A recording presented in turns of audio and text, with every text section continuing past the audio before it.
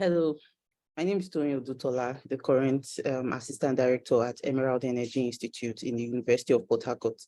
I want to walk you through how you should prepare your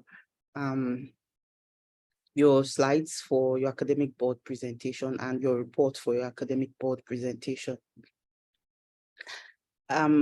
You probably would have gone through some of the stages of presentation that I would share here, but at EEI, here are the stages of presentation. You have gone through your proposal and you've done your progress reports and you did your last report. That's why you now qualify for your academic board presentation. I mean, you did your full report. That's why you now qualify for your academic board presentation.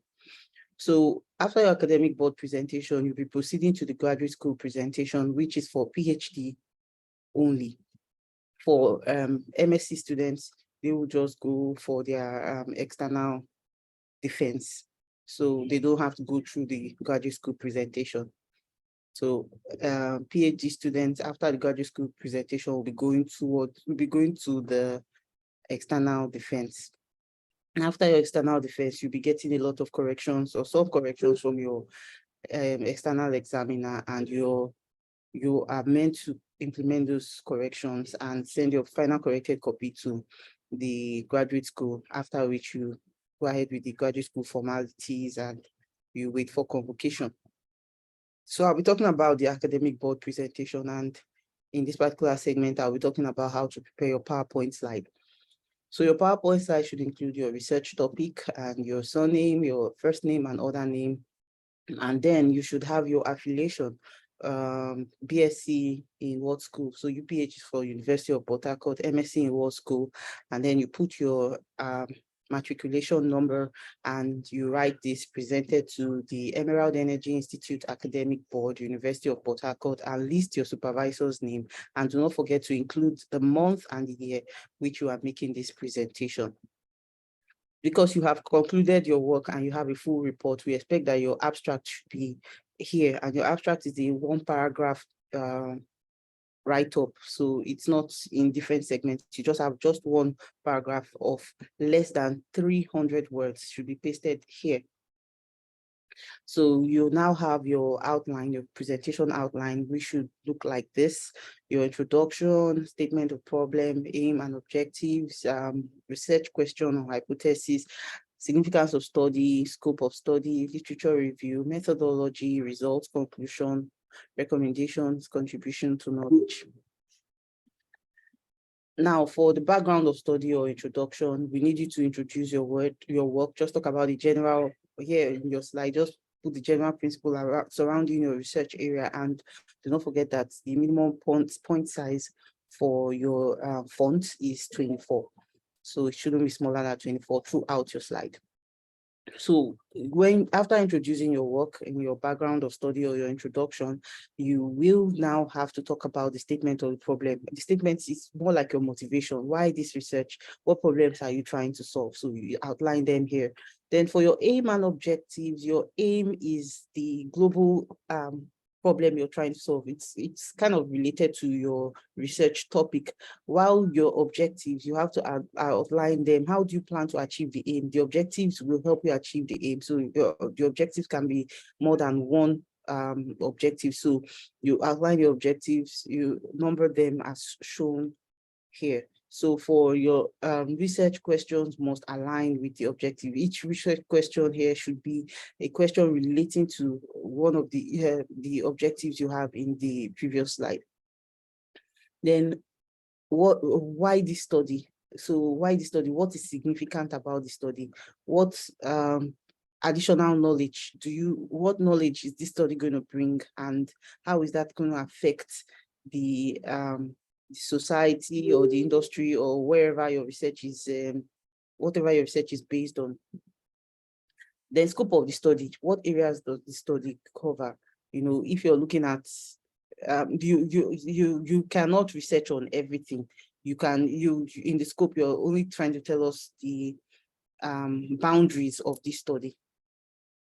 So we move over to the literature review. And literature review, what we would like to see is your theoretical and conceptual framework and your and your empirical literature review. So your theoretical and conceptual framework discusses the concepts of the research. So general concepts that should be known, or concepts that may not be known by people, but because you are doing this research, you feel someone reading your research should be able to, you want to introduce them to those concepts before they go deeper into your research, so that it will make the research easily understood. So you talk about those theoretical or conceptual things in theoretical or conceptual framework, and then you move over to your empirical review, where you talk about the literatures surrounding the particular topic that you are focusing on. And you, in these literatures, you're also trying to see the gaps, you're trying to detect the gaps in the research that has been done in the past. So this is more like trying to answer why you are doing this research. So when you do your empirical review, you're showing, okay, this particular researcher stopped at this, he didn't achieve this and this, so I want to start from here. So for this, and it's best you tabulate your literature review in your slides.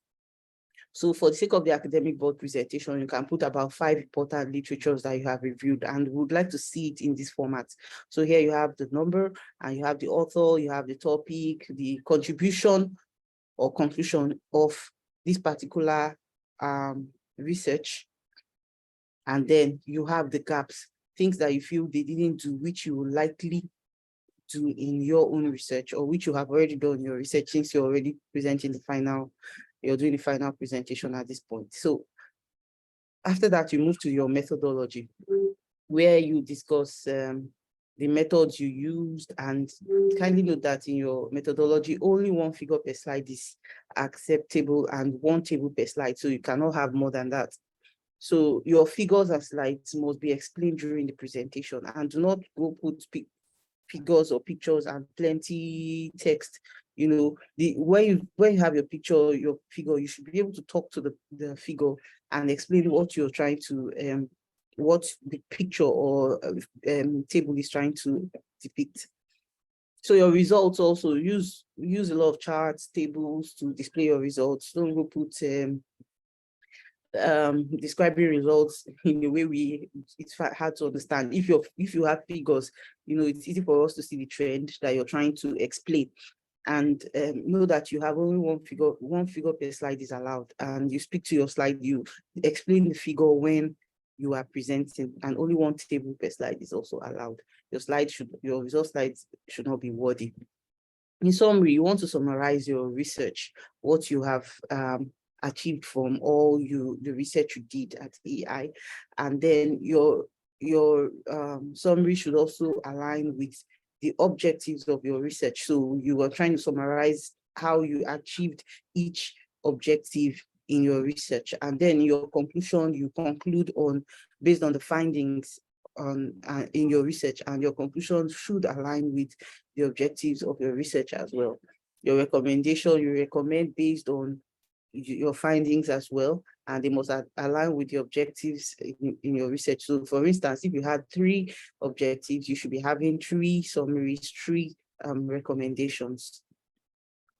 So your contribution to knowledge, you now outline things that you feel you have done, the new things, how you filled the gaps that you discovered during your literature review. So these are your contribution to knowledge, those gaps that you had during your literature review. Here you are outlining those contributions that you have made to fill those gaps. And then for referencing, I think this is where most students have the issues. You should write out references cited in the literature review. So when you were in your literature review, you probably cited out a lot of references. In this case, I said you can use only 5. So you can put down all the 5 references here, and then you use the APA referencing method, and you can click on this link here to get ideas on how to go about the APA referencing method. But I have a little example here. So for a single author journal paper, you have the author name here, and then you have the publication dates in brackets, and then you have the publication name, the title rather of the publication, and then you have the journal name, and which is followed by the journal volume and the journal issue and the page number. So this is what a single authored paper should look like. And then for dual author or multiple authors, you write just the author surname and their initials, and then you put the dates, you put the publication title, journal name, the journal volume, issue, and page numbers. So would also be expecting that you have done some publications, but if you haven't, that's okay. But before you get to graduate school, please make sure you have presentations, because you'd be required to show your presentations at graduate school. It's the requirement for your graduation. So your publications, you can list them out here with the APA referencing style, which I just showed to you in the previous slide. So that will be all for now. In another video, I'll be sharing with you how to prepare your reports. It's basically same thing as this. I'll just outline some salient things that I think students usually miss, so that you can include it in your report. Thank you.